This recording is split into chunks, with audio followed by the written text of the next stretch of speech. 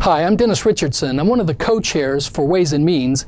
I'm here to discuss with you the 2011-13 co-chairs budget for Oregon.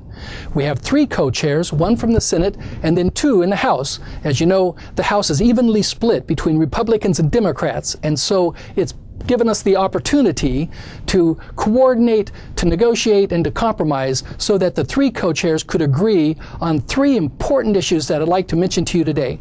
First is to implement revenue-based budgeting, where we determine what is a reasonable amount of revenue to anticipate the state will receive over the next 2 years in taxes and lottery funds. That number is $14.65 billion.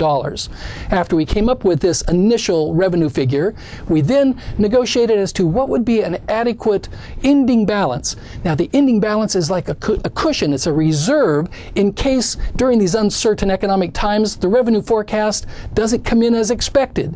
By having an ending balance of $460 million, there is some cushion that can take the hit if we have revenue forecasts that are less than expected.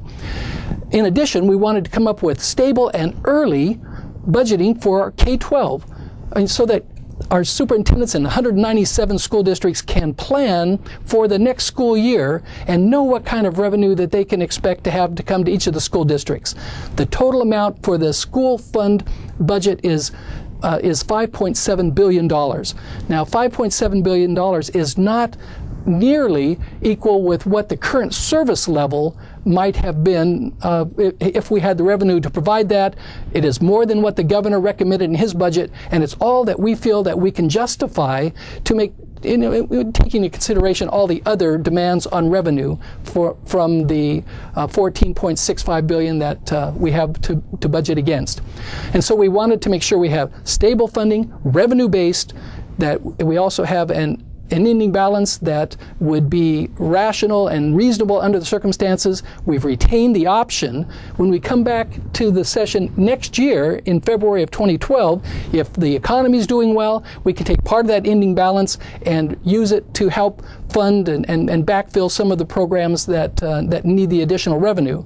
But we won't have to make that decision until we see what the economy is like a year from now. The co-chair's budget is just a starting point.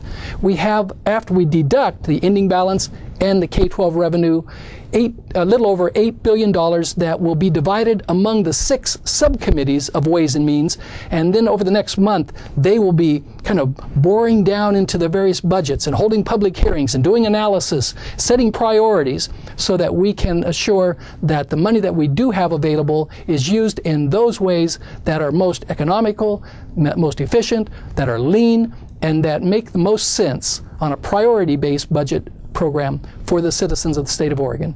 Thank you.